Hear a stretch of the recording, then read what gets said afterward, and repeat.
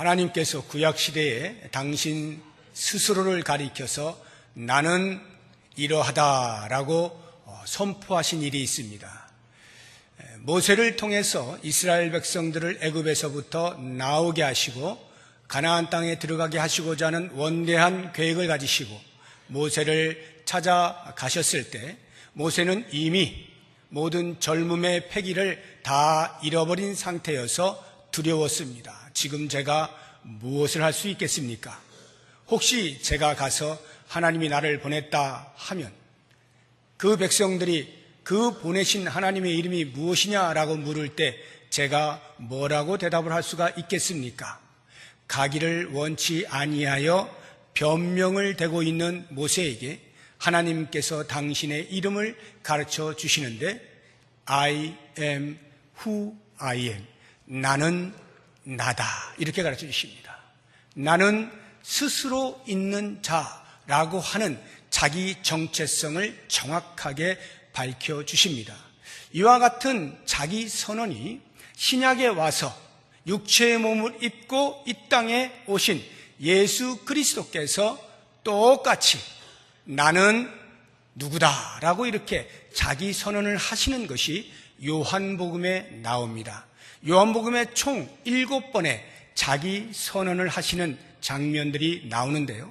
나는 생명의 떡이다. 나는 세상의 빛이다. 나는 양의 문이다. 나는 포도나무다. 나는 선한 목자다. 내가 곧 길이요 진리요 생명이다. 이런 식으로 당신 스스로의 정체성을 밝힙니다. 오늘 우리는 그 가운데에서 5번째로 밝혀놓으셨던 오늘 본문의 말씀, 나는 부활이요 생명이다 라고 하는 이 말씀에 대해서 같이 한번 생각을 해보겠습니다.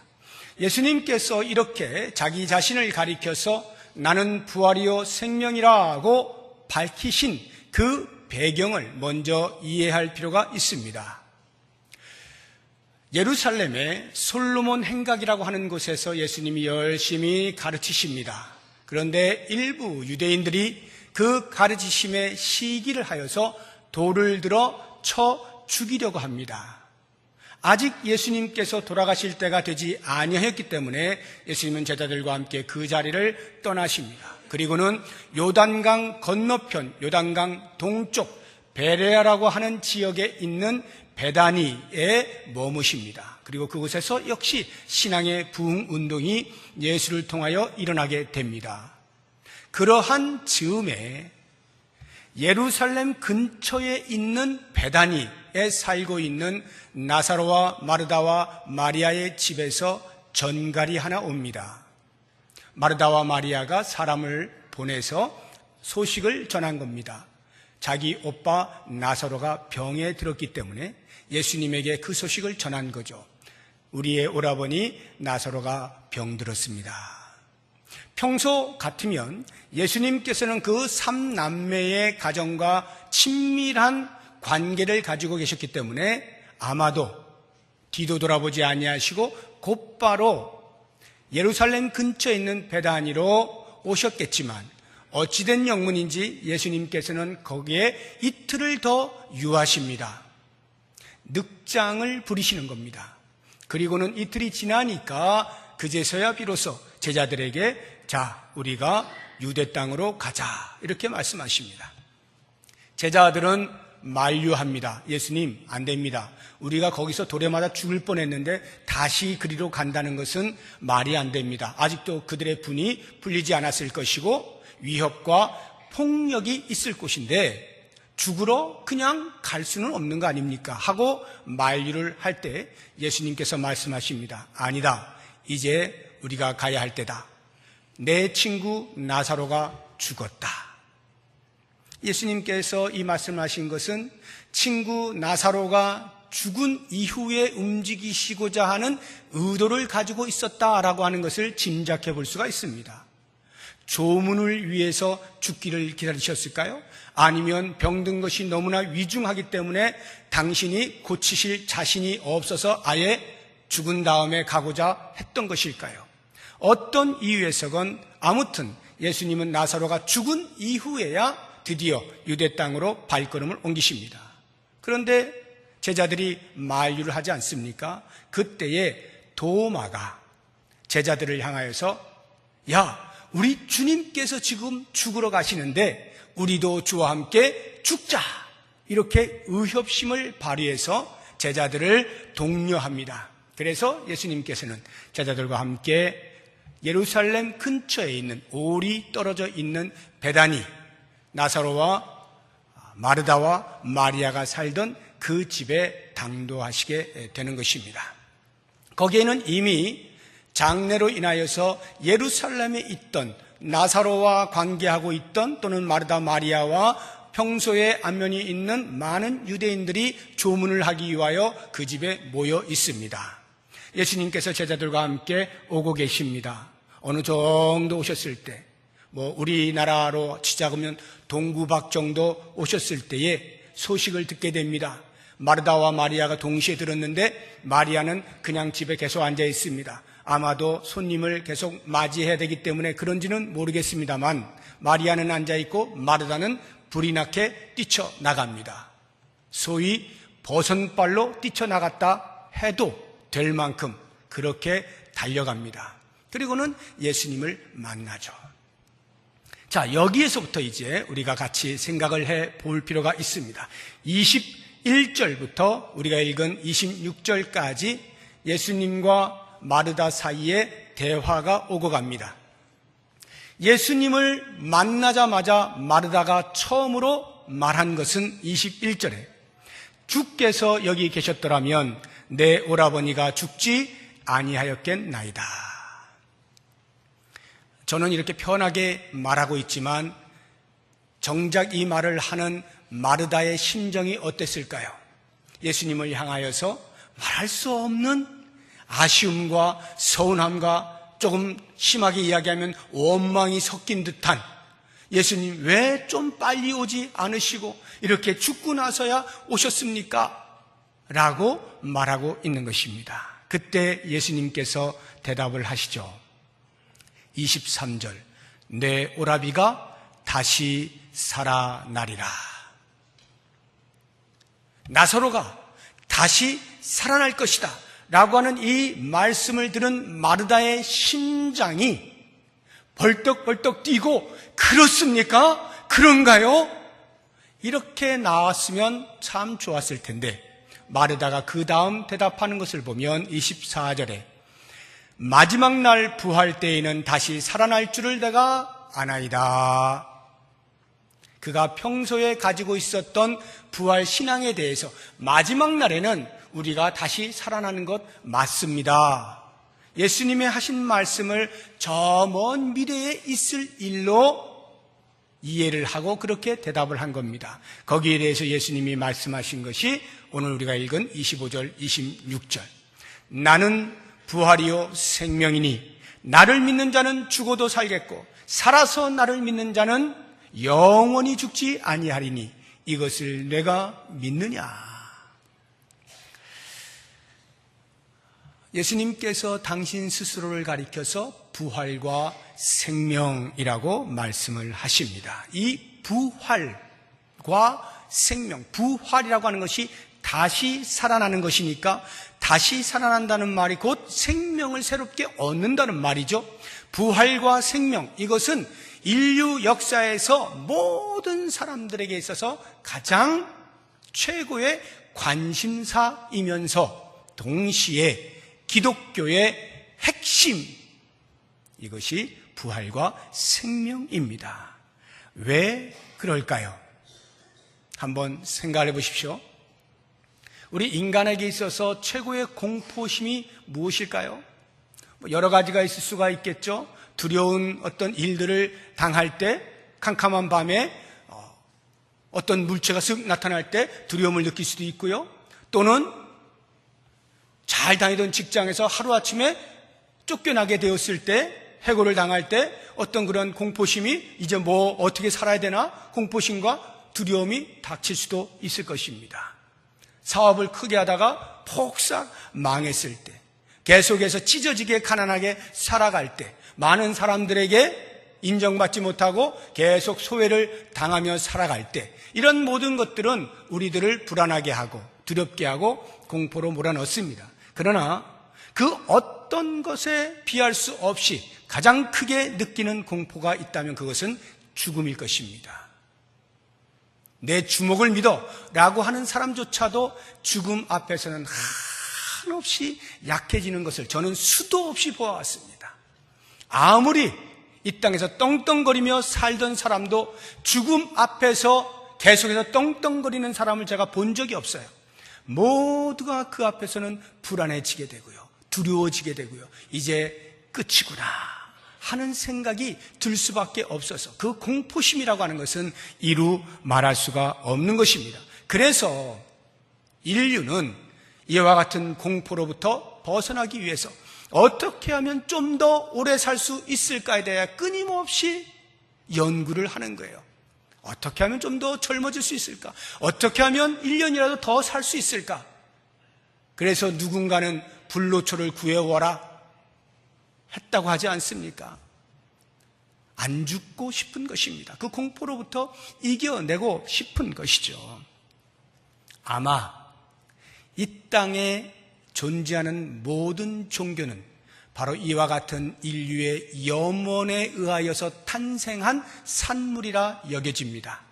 종교의 힘을 통하여 그 죽음의 공포를 이겨보고자 하는 것, 이것이 종교의 색깔이다, 이렇게 볼 수가 있어요.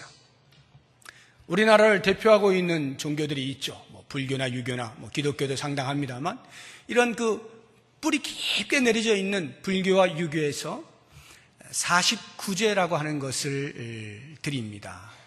아마 기독교에 귀하기 전에 어떤 형태든지 아마도 여러분들도 이런 것들을 다 경험을 하셨을 거라는 생각이 듭니다. 49제라고 하는 것은 다른 말로 하면 77제인데요. 우리 성경에도 유대인의 명절에 77절이 있지 않습니까? 아주 유사한 겁니다. 사람이 죽고 나면 그때로부터 7일째 되는 때 제례를 베풉니다. 제사를 드린단 말이에요. 그리고 그로부터 또 7일 후에 두 번째 제사를 드리고 또 7일 후, 이렇게 해서 7번, 7일을 7번 지나는 49제를 드립니다. 이게 무엇을 의미하느냐 하면, 사람이 죽으면 모든 종교가 그렇듯 죽음 이후의 이야기를 하게 되어 있지 않습니까? 그래서 어떻게 해서든지 죽음 이후에 대한 어떤 이야기들을 하는데, 이 49일이라고 하는 것은 사람이 이 땅에 살다가, 이 생에 살다가 이제 저 세상으로 가는 그 과정에, 저 세상 가기 전 머무는 기간이 있는데 그게 49일이라는 것입니다. 그래서 이 49일 중간에 머물러 있는 동안에 보통 모든 종교가 이야기하는 것은 이 땅에 사는 동안에 내가 얼마나 업을 잘 쌓았는가, 좋은 일을 많이 했는가, 덕을 잘 쌓았는가, 선한 일을 했는가, 또는 도를 깨우쳤는가, 또는 나라와 부모에게 효와 충을 다했는가, 이런 것들로 그 다음 세계의 자신의 신분에 대하여 보장을 받는 이러한 그 개념들입니다. 그런데 이 49제를 통해 49일 동안에 살아있는 사람들이, 가족이 되겠죠. 가족들이 그 망자를 위해서 빌면 비는 정성에 따라서 가는 곳이 달라진다라고 하는 겁니다. 불교에서 윤회사상이라는 거 있지 않습니까? 윤회사상에 육도윤회라고 하는 게 있어요. 그 불교가 이야기하는 게 저 세상이 그냥 하나만 있는 게 아닙니다. 6개의 다른 세계가 있어요. 천도가 있고 인도가 있고 또 이렇게 동물들, 짐승들로 바뀌는 그런 것도 있고요. 또는 지옥도 있고 여러 가지 이렇게 6개가 있는데, 이 49일 동안에 얼마나 산자가 잘 제사를 드리느냐 여부에 따라서 어떤 사람은 천도로 갈 수 있고, 어떤 사람은 인도로 갈 수 있고, 어떤 사람은 동물로 바뀌어서 태어날 수 있고, 어떤 사람은 지옥과 같은 그런 끔찍한 곳에 가기도 하고요. 이런 것들이 계속 윤회하면서 살아가게 된다라고 하는 겁니다.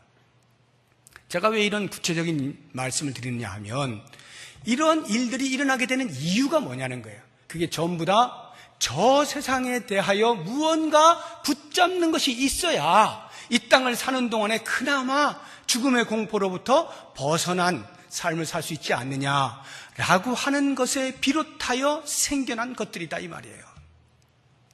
그렇다고 하면 기독교는 무엇을 말하는가? 이 땅에 어느 종교도 말하고 있지 아니하는 내가 구원자라고 말씀하시는 그 당신 스스로가 내가 부활이요 생명이라 이렇게 말씀하시는 거예요. 어느 종교에서도 찾아볼 수 없는 그 창시자가 내가 곧 부활이고 내가 곧 생명이다. 이렇게 말씀하시는 거예요. 얼마나 중요한 선포인지 알 수가 없습니다. 왜 예수님이 이 선포를 하십니까?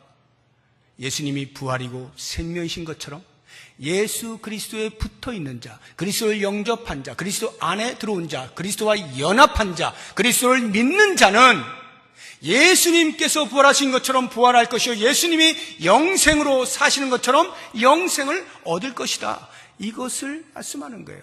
왜 지금 예수님께서 나사로가 죽기까지 기다리셨는가? 바로 이 사실을 알려주기 위함이죠.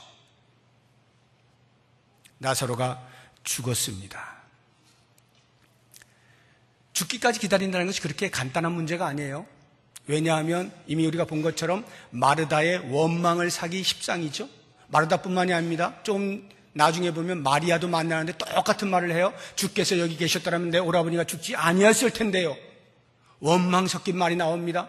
예수님께서 일부러 그런 관계를 어렵게 불편하게 만들 필요가 없지 않습니까? 그럼에도 불구하고 예수님은 나사로가 죽은 이후에 오시는 거예요. 이것보다 더 심각한 것은 당시에 이제 막 꽃이 피어오르고 있는 기독교의 성장에 찬물을 끼얹는 행위가 되는 겁니다. 많은 사람들이 기독교인으로 살아간다는 것은 그 당시에 목숨을 내놓고 사는 거예요. 경제적인 어려움은 말할 것도 없습니다. 아주 힘든 삶을 살아가고 있어요. 그럼에도 불구하고 그들이 그 믿음을 지킬 수 있었던 것은 예수님이 우리의 메시아이다, 예수님이 우리의 보호자이시다, 우리를 인도하시는 분이시다라고 하는 확신과 믿음이 있었기 때문입니다. 그 믿음 하나 가지고 살아가는 거예요. 그러니까 예수님께서 행하시는 모든 하나하나에 대해서 온 기독교인들은 촉각을 곤두세우고 있는 겁니다. 그런데 예수님이 가장 친하게 지내신다라고 하는 그 가정의 가장 나사로가 병이 들었다 하는데 오시지 않는 거예요. 그러면 결국엔 죽어버렸어요. 죽고 나서야 어슬렁 오셔서 조문하시겠다라고 하는 것으로 밖에는 비춰지지가 않는 거예요. 그랬을 때 그 기독교 신앙을 가졌던 성도들의 마음이 얼마나 무너졌겠습니까? 이렇게 힘든 상황에도 예수님 한 분 바라보고 버티고 있는데, 아니 예수님 이럴 수가 있습니까? 그러면 이제 우리는 무엇을 가지고 이야기한단 말입니까? 예수님조차 우리를 버려버린 이러한 삶에 대해서 누구에게 당신을 믿으라고 이야기를 할 것입니까? 그들의 신앙이 송두리째 흔들리게 되는 그런 사건이 나사로의 죽음이에요. 그러니까 예수님이 나사로가 죽은 다음에 이렇게 오시는 것은 그다지 좋은 모습이 아니었어요. 그럼에도 불구하고 예수님께서 그것을 기다리셨던 것은 병자로 있을 때, 고쳐주실 때 사람들은 와 하겠죠. 야, 저렇게 위중한데도 불구하고 예수님이 말씀 한마디로 고치시는구나. 그러나 만약 죽은 자를 살리시면 어떻게 될까요? 난리 나겠죠. 병든 자를 고치실 때만 해도 난리가 날 텐데 죽은 자를 살려버리면 어떻게 되겠어요? 예수님께서 그것을 염두에 두고 서프라이즈 하려고 그래서 일부러 늦게 오신 걸까요? 야, 기다려봐. 내가 이제 너희 죽은 오빠, 네 오빠 살리면 지금 난리 난다. 이제 너희들이 그렇게 실망할 거 없어. 훨씬 더 엄청난 효과가 나타날 거야. 그렇게 그것을 목적하여서 일부러 늦게 오셨느냐? 아니죠. 우리 예수님은 단순히 그 정도를 위하여서 이렇게 하시는 분이 아니에요. 그러면 왜 죽은 이후에 오셨는가? 그것은 예수님께서 조만간 얼마 안 있어서 몇 달 후면 십자가에서 죽으시게 됩니다. 그리고 십자가에 죽으시는 것으로 끝나는 것이 아니라 부활을 하시게 될 겁니다.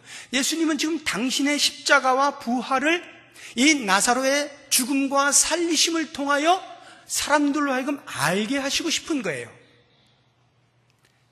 예수님이 십자가에 죽으셨을 때 그 당시에 많은 사람들이 실망하고 다 떠나지 않습니까? 이젠 끝이다 라고 여기는 바로 그러한 때 예수님은 말씀하시는 거예요. 아니 그게 끝이 아닐 거야. 이제 내가 곧 부활을 하게 될 거야.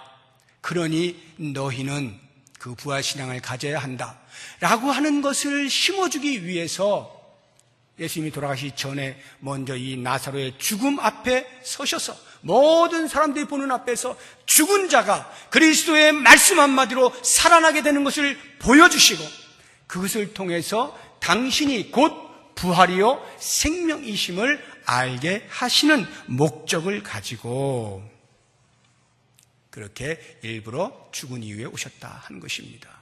놀랍게도요, 감사하게도 마르다는 이러한 부활신앙이 있었어요. 우리가 이미 본 것처럼 24절에 보니까 마르다는 마지막 날에 내가 부활할 것을 믿습니다. 분명히 부활신앙을 가지고 있었습니다. 저는 여러분들에게 한번 여쭈고 싶습니다. 마지막 날, 주님 다시 오시는 그날 우리가 주님의 부활하심처럼 다시 부활할 것을 믿습니까? 정말로 주님이 오셨을 때 내 죽은 영혼이 다시금 주와 함께 부활하여 만날 것을 믿으십니까? 이게 우리의 신앙이에요. 성도의 신앙은 마지막 날 부활할 것에 대한 분명한 신앙의 고백이 있습니다. 마르다와 별반 다르지 않습니다. 만약 우리에게 이러한 부활이 없다면 어떻게 될까요? 마지막 날에 우리가 부활하는 일이 없다면 가정을 했을 때 사도 바울이 역설적으로 우리에게 교훈하고 있는 것이 고린도전서 15장에 나오는데요. 만약에 마지막 날 우리 성도의 부활이 없다면 예수님의 십자가의 죽으심이나 그로부터 부활하신 사건이 전혀 쓸모없는 것이 될 것이다. 우리의 부활이 없다면 예수님의 부활은 아무 의미가 없다라고 말씀하십니다. 만약 우리의 부활이 없다면 이 땅을 사는 동안에 이 땅으로 끝인 경우에 예수님을 믿는다라고 했던 성도들의 삶이야말로 그 누구보다 가장 불쌍한 삶이 될 것이다 라고 역설적으로 가르쳐 주시는 거예요. 그러면서 우리 예수님이 십자가에서 죽으셨다 다시 부활하신 것은 곧 모든 잠자는 자들의 첫 열매가 되시는 것이다. 우리가 나무에서 첫 열매를 딸 때 그 다음부터 계속 열매가 있을 것을 아는 것처럼 예수님께서 부활의 첫 열매로서 다시 살아나셨을 때 그 이후로 그리스도에게 연합되어져 있는 그리스도에게 붙어있는 모든 성도가 동일하게 부활할 것을 안다라고 하는 것입니다. 바로 이와 같은 마지막 날에 주와 함께 부활에 참여하게 될 것, 이게 부활 신앙이에요. 그런데 이제부터 우리가 생각을 해보려고 하는 것은 마르다가 그 신앙을 가졌단 말이에요. 그 신앙을 가졌는데 그 다음에 예수님께서 하신 말씀이 내가 부활이요 생명이니 나를 믿는 자는 죽어도 살겠고 살아서 나를 믿는 자는 영원히 죽지 아니하리니 이것을 네가 믿느냐? 분명히 마르다는 부활신앙을 가지고 있는데 왜 그 말씀을 또 했느냐 이 말이에요. 그 부분에 우리가 초점을 맞출 필요가 있습니다. 부활과 생명이라고 하는 용어는 마지막 날에만 우리가 쓸 용어가 아니다라고 하는 것입니다. 이 부활과 생명이란 지금 바로 이 현재의 삶에서도 전혀 동일하게 우리에게 영적인 신앙적인 영향력을 미치는 용어라라고 하는 것을 가르쳐 주시는 겁니다. 그래서 내가 마지막 날에 부활할 것을 믿습니다라고 고백하고 있는 마르다에게 내가 부활이요 생명이라 말씀하신 것은 마르다야, 너 지금 오빠의 죽음 때문에 고개를 숙이고 있느냐? 더 이상의 어떠한 소망도 갖지 못하고 절망에 빠져 있느냐? 고개를 들어라. 이 말씀을 하고 있는 거예요. 고개를 들어라. 왜요? 예수님께서 이제 십자가에 죽으시고 부활하시게 되면 그 사건은 곧 사망 권세를 깨뜨리는 것이 되는데 이 땅을 지배하고 있는 사탄이 우리 인류를 소나기에 쥐고 흔들 수 있는 최후의 카드, 마지막 필살기, 그게 뭡니까? 죽음이잖아요. 사망이죠. 그런데 예수님께서 부활하심으로 그 사망을 깨뜨려 버리신다면 더 이상 이 사망이 다시 살아난 사람 앞에 아무런 힘을 쓸 수가 없는 거예요. 그것을 이야기해 주고 있는 거죠. 마르다야, 이제 내가 곧 십자가에 죽었다가 다시 살아나게 될 거야. 그러면 그 부활은 이제 너희를 억누르고 있던 사탄의 세력을 물리치는 것이 된다. 더 이상 죽음에 대하여 두려워할 필요가 없게 된다. 공포로부터 이겨낼 수 있다. 그렇다면 사망조차도 믿는 자 앞에서 더 이상 힘을 쓸 수 없는 것이라고 한다면 이 땅을 사는 동안에 어떤 고난이 성도의 고개를 숙이게 만들 수 있겠느냐 이 말이에요. 너는 지금 오빠가 죽었다고 고개를 푹 숙이고 있지? 이제 우리 집은 누가 먹여 살리는가? 이제 오빠가 죽었으니 누가 어떻게 하나? 아, 우리의 인생이 왜 이렇게 비참할까? 내가 예수님을 이렇게 잘 믿었는데 왜 우리 가정에 이런 어려움이 생기는 것일까? 하고 고개를 푹 숙이고 있을 때 예수님께서는 내가 부활이요 생명이다. 다시 말하면 그 신앙은 곧 지금 우리에게 힘을 주고 있다라고 하는 것입니다. 여러분 가운데 혹시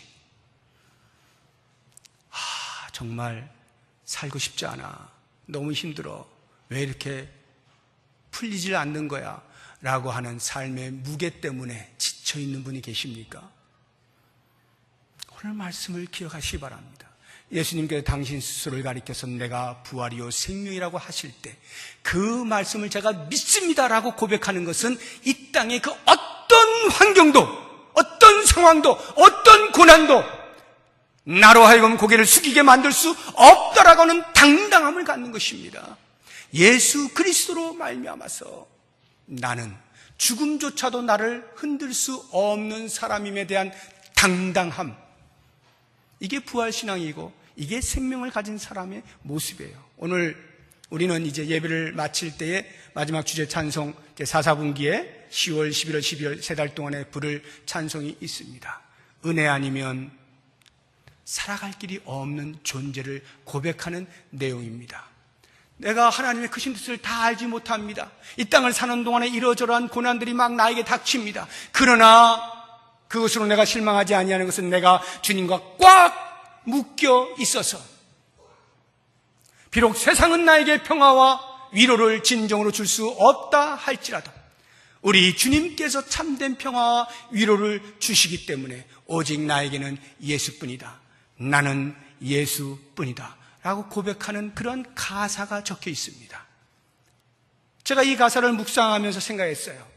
과연 이러한 고백이 참된 부활의 소망을 가진 부활신앙으로 말미암아 나오는 고백일까? 생명을 가진 자의 당당함으로 나오는 고백일까? 아니면 이 땅을 살아가는 동안에 이렇게도 살아보고 저렇게도 살아보는데 아무리 살아봐도 답이 보이질 않아요. 계속해서 힘들어요, 어려워요. 사방 뒤져봐도 답을 찾을 수가 없을 때 그나마 마지막으로 에이 어쩔 수 없다, 예수님이라도 한번 붙잡아 보자, 목숨 연장용으로 그나마 숨 한번 쉬어보자 하는 그러한 심정으로 고백을 하고 있는 것이냐? 여러분은 과연 어떻게 고백을 하시겠습니까? 이래도 안 되고 저래도 안 되니 그저 그냥 예수님이라도 한번 붙잡고 살아보지 뭐 어쩌겠어, 살아봐야지, 이러한 마음으로 오직 예수뿐이라고 고백하시겠습니까? 아니면 이 땅에 그 누구도 행할 수 없는, 그 누구도 줄 수 없는 우리에게 참된 부활과 영생을 선물로 줄 수 있는 유일한 분으로서의 예수 그리스도, 예수뿐이라고 고백을 하시겠습니까? 만약에 후자라고 한다면 그 고백의 가치를 여러분들이 아실 겁니다. 예수뿐이라고 말하고 있는 이 가치를 아실 거예요. 이 땅에 어떤 종교도 우리에게 참된 생명을 줄 수 없지만 예수님 당신 스스로가 생명이셔서 우리에게 그 생명을 주시겠다라고 할 때에 유일하신 우리의 미래와 현재 답으로서의 예수 그리스도를 고백할 때 이 고백은 고백으로 끝나지 아니하고 내 사랑하는 이들에게 반드시 전해 주어야 하는 내용인 거죠. 그래서 오직 예수뿐이라고 하는 이 고백, 오직 예수 그리스도만이 우리에게 생명을 주시는 분이라고 하는 이 엄청난 사실을 이번 가족사랑 축제에 초청 대상자들을 기도하면서 정하시고 그들에게 그 예수를 소개하는 겁니다. 오직 예수뿐이야. 오직 예수뿐이야. 우리의 미래의 삶뿐만 아니라 지금 현재의 삶에서도 여전히 예수뿐이라고 하는 이 유일한 답을 전해주시면서 하나님의 백성들이 다시금 주 앞으로 돌아오는 일에 쓰임받을 수 있는 우리 모두가 될 수 있기를 주의 이름으로 부탁드립니다. 기도하겠습니다. 하나님 아버지, 우리의 신앙이 이론적인 것도 아니며 철학적인 것도 아니고 화석처럼 단단히 굳어져 버린 것도 아니기를 고백합니다. 우리의 신앙은 예수 그리스도의 부활을 붙잡고 있는 살아있는 신앙이 되게 하시고 우리의 신앙은 우리에게 생명을 부여하셔서 영원토록 주를 즐거워하며 살아가게 하신 그 놀라운 은혜에 대하여 누리는 신앙이 되게 하여 주옵소서. 우리의 미래뿐만 아니라 현재에도 여전히 우리의 유일한 답이 되시는 예수 그리스도를 믿고 그 믿음을 사랑하는 이들에게 나누어 주며 소개하며 한 영혼이 구원받는 일에 쓰임받을 수 있는 우리의 삶이 되게 하여 주옵소서. 예수님의 이름으로 기도드립니다. 아멘. 우리 다 같이